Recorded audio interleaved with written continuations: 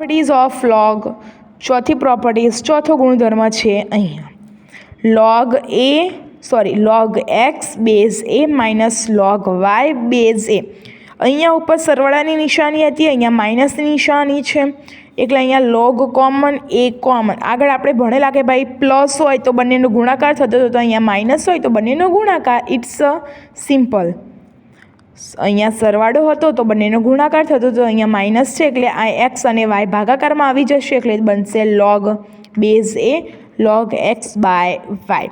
Example લઈએ કોઈ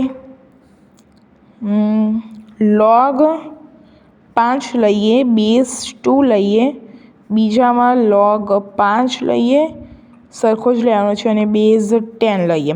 તો એનું શું થશે? લોગ અહીંયા બે સરખા છે એટલે 5, એકવારના આ બંને માઇનસની નિશાની છે એટલે આ બંને શું થશે?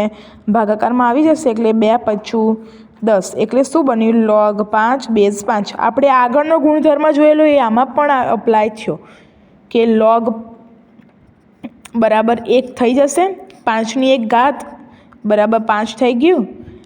એટલે આ એક્ઝામ્પલમાં આ પ્રોપર્ટીઝમાં આગળની પ્રોપર્ટીઝ પણ આવી ગઈ એટલે આપણે 1માં 2 પ્રોપર્ટીઝ સમજી ગયા.